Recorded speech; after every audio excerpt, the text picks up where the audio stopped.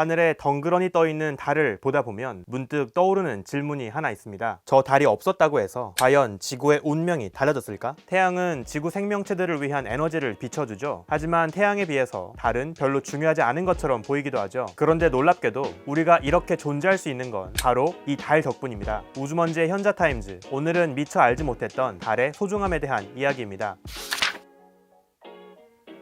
지구에 생명체들이 탄생할 수 있게 해준 행운들이라고 하면 어떤 것들이 떠오르시나요? 흔히 오랫동안 쉬지 않고 타고 있는 태양, 그리고 그 태양에서 너무 가깝지도 멀지도 않은 적당한 거리를 두고 지구가 떨어져 있어서 표면에 액체 바다를 가질 수 있다는 점, 바로 지구가 태양 주변의 골디락스 존 안에 들어와 있다는 행운 정도가 떠오르실 겁니다. 그런데 이 태양 못지않게 달도 굉장히 중요한 역할을 하고 있습니다. 우리 지구의 달은 지구에 비해서 꽤 작지 않은, 사실은 꽤 큰 덩치를 갖고 있는 자연 위성입니다. 달은 지구의 약 4분의 1 정도 크기를 갖고 있죠.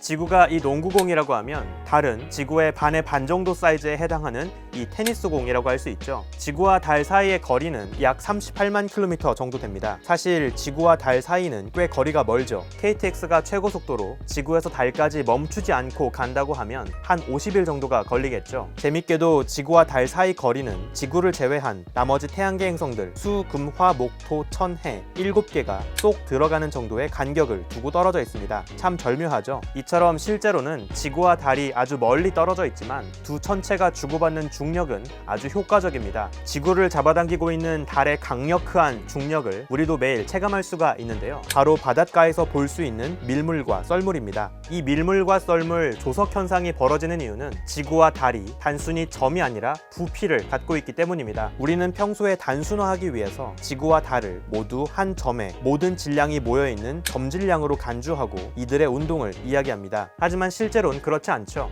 지구와 달 모두 큰 덩치를 갖고 있습니다. 그래서 지구의 각 부분에서 느끼게 되는 달의 중력은 조금씩 달라지죠. 지구에서 달을 향하고 있는 쪽은 달을 등지고 있는 쪽에 비해서 지구 지름만큼 더 달에 가깝습니다. 달을 향하고 있는 쪽의 지구는 달에 좀 더 가깝기 때문에 달의 중력을 조금 더 강하게 느끼겠죠. 그래서 지구의 각 부분에서 느끼게 되는 달의 중력은 조금씩 달라지죠. 이렇게 각 부위별로 조금씩 다른 중력을 느끼는 것을 차등 중력이라고 하죠. 달 쪽을 향한 지구는 더 강하게 끌려가고 달을 등지고 있는 쪽의 지구는 더 약하게 끌려갑니다. 지구의 입장에서는 마치 양옆에서 자신을 잡아당기는 듯한 느낌을 받게 되겠죠. 단단한 땅에 비해서 중력에 더 민감하게 반응할 수 있는 지구의 바닷물이 이처럼 양옆으로 펑퍼짐하게 모이게 됩니다. 그리고 달의 중력에 붙잡힌 채 이 솟아오른 바닷물 덩어리들이 달과 함께 움직이게 되는 거죠. 그동안 지구도 하루에 한 번씩 자전을 하면서 부풀어 오른 바닷물 속을 돌고 있기 때문에 바닷가에서는 하루에 2번씩 밀물과 썰물을 만나게 되죠. 바로 이 밀물과 썰물 덕분에 이 갯벌이 만들어지죠. 갯벌은 바다와 육지를 이어주는 중요한 중간 단계 역할을 합니다. 지금으로부터 4억 년 전까지만 하더라도 지구에 살던 동물들은 전부 바닷속에서만 살고 있었죠. 그런데 바닷가 근처에 살던 동물들이 우연히 밀물과 썰물을 만나게 되면서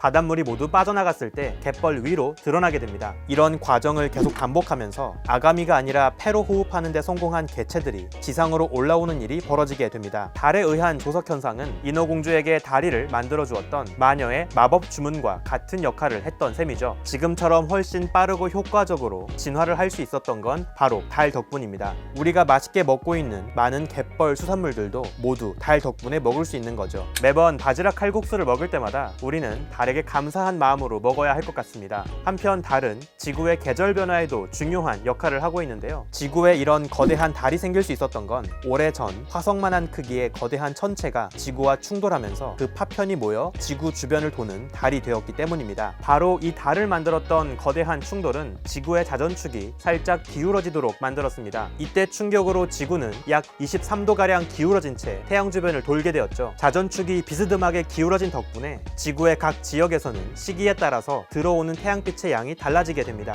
봄, 여름, 가을, 겨울 4계절의 변화가 생긴 거죠. 게다가 지구 주변을 도는 달의 강한 중력 덕분에 때문에 이 비스듬하게 기울어진 지구의 자전축도 크게 요동치지 않고 계속 안정적으로 유지할 수 있죠. 사실 비스듬하게 기울어진 지구의 자전축도 조금씩 느리게 방향이 바뀌고 있는데요. 약 26,000년을 주기로 자전축의 방향이 흔들리는 세차 운동을 하고 있습니다. 그나마 달이 지구 곁에서 지구를 붙잡아주고 있기 때문에 지구 자전축의 흔들림이 아주 느리게 진행되고 있는 거죠. 만약 달이 없었다면 지구는 곧 자빠지기 직전에 힘을 잃어가는 팽이처럼 아주 크게 요동쳤을 겁니다. 그러면 지금보다 계절 변화도 훨씬 더 극단적이고 불안정했겠죠. 우리가 지구에서 안정적으로 살지 못했을 겁니다. 단순히 생명의 탄생뿐 아니라 인류의 과학 발전 역시 달이 없었다면 불가능했을지 모릅니다. 달은 오래전부터 밤하늘에 떠있는 가장 밝은 천체로서 인류의 우주에 대한 호기심을 이끌어내는 역할을 했죠. 인류의 과학사에서 아주 중요한 순간마다 달이 등장했죠. 낮에는 태양, 밤에는 달이 하늘과 땅을 비추었습니다. 그래서 자연스럽게 태양과 달에 인격을 부여해 인간들을 보호해준다는 설화와 종교들이 피어나기 시작했습니다. 가장 밝게 떠있는 달이 지구의 하늘을 가로질러 움직이는 모습은 인류에게 천체의 움직임을 관측하고 관심을 갖도록 만들었습니다. 그리고 주기적으로 태양과 달이 서로를 가리는 일식과 월식을 보며 그것이 전쟁이나 자연재해가 벌어지는 징조라고 생각하기도 했죠. 그래서 더욱 정확하게 태양과 달의 움직임을 예측하고 계산하기 위해서 수학과 천문학을 발전시키게 됩니다. 뉴턴은 머리 위로 떨어진 사과를 얻어맞으면서 고민했죠. 이렇게 작고 가벼운 사과도 떨어지는데 왜 저 거대한 달은 떨어지지 않고 하늘에 계속 떠 있는 걸까? 달을 보고 떠올렸던 이 질문에 대한 답을 찾기 위해서 뉴턴은 지구와 달이 주고받는 만유인력의 법칙을 알아내죠. 그리고 달이 지구의 중력에 붙잡힌 채 빠른 속도로 지구 주변을 맴돌고 있어서 달이 땅으로 떨어지지 않는다는 사실을 알아냈죠. 뉴턴이 달을 보면서 했던 이 고민 덕분에 오늘날 우리는 인공위성을 쏠 수 있게 된 겁니다. 하늘의 가장 거대한 달은 지상에서는 할 수 없는 다양한 천문학적 실험의 도구가 되어주기도 했습니다. 1910년 테오드르 울프는 에펠탑 꼭대기에서 지상에서보다 더 강한 방사능을 검출합니다. 당시 사람들은 이 방사능이 태양에서 날아온다고 생각했죠. 이를 확인하기 위해서 1912년 오스트리아의 빅토르 헤스는 개기일식이 벌어지던 날 직접 방사능 검출기와 함께 열기구를 타고 5,000m 상공으로 날아갔습니다. 하늘에서 태양이 달 뒤로 숨는 순간 방사능 수치가 크게 떨어질 것이라 생각했지만 놀랍게도 방사능 수치는 크게 변하지 않았습니다. 더 높은 하늘로 갈수록 계속 높아질 뿐이었죠. 이 실험을 통해 헤스는 우주 방사선이 태양에서가 아니라 지구 바깥 우주 자체에서 쏟아지고 있다는 걸 알아냅니다. 1915년 아인슈타인은 질량에 의해 시공간이 휘어질 수 있다는 상대성 이론을 주장했죠. 하지만 시공간의 휘어짐은 너무 미미하기 때문에 당시로서는 지구에서 그것을 확인할 수가 없었습니다. 태양 정도의 육중한 질량이어야 그 효과를 확인할 수가 있었죠. 태양의 강한 중력에 의해 그 주변에서 날아오는 별빛의 경로가 휘어져서 별이 실제와 다른 자리에서 보이게 되는 중력 렌즈 현상을 예측했습니다. 하지만 낮에 떠있는 밝은 태양 바로 곁에 어두운 별빛의 모습을 관측하는 건 사실상 불가능했죠. 바로 여기서 천문학자 에딩턴은 개기일식을 활용하기로 합니다. 아프리카와 남미로 떠난 에딩턴의 원정대는 그곳에서 개기일식이 벌어지는 동안 깜깜해진 낮의 하늘에서 태양의 자리 바로 곁 중력 렌즈 현상을 겪고 있는 별빛의 위치를 관측할 수 있었습니다. 그 덕분에 아직 인공위성도 우주망원경도 없던 시절에 오로지 지상 관측에만 의지한 채 아인슈타인의 소설 같았던 상대성 이론도 검증할 수 있었죠. 달이 없었다면 인류가 상대성 이론을 정설로 받아들이기까지는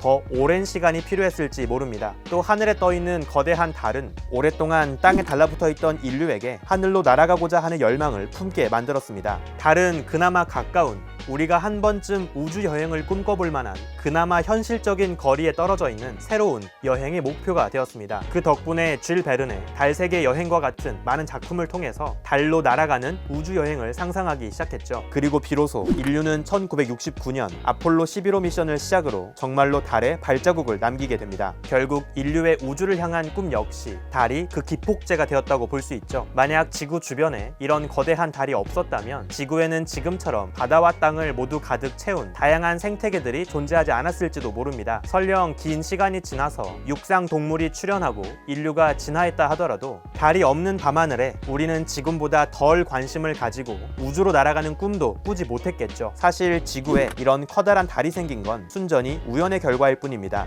지구가 태양 주변에서 적당한 거리를 두고 떨어져 있는 것보다 더 절묘한, 더욱 특별한 행운이라고 볼 수 있죠. 그래서 최근 많은 천문학자들은 달은 외계 행성에서도 지구처럼 그 곁에 커다란 위성을 거느리고 있어야 생명체가 탄생하고 지적 문명으로 도약하는데 더 유리하지 않을까 고민하고 있습니다. 어쩌면 지적 생명체가 존재하기 위해서 가장 필요한 조건은 별의 밝기도 행성의 크기도 아닌 그 주변을 돌고 있는 위성의 존재가 아닐까요? 오늘 밤 우리를 존재하게 해준 이 밝은 보름달을 바라보면서 달에게 감사한 마음을 가져보는 건 어떨까 싶습니다. 오늘의 현자타임즈 여기에서 마칩니다. 구독과 좋아요도 함께 부탁드릴게요. 우주먼지 여러분, 다음에 또 찾아오겠습니다. 안녕.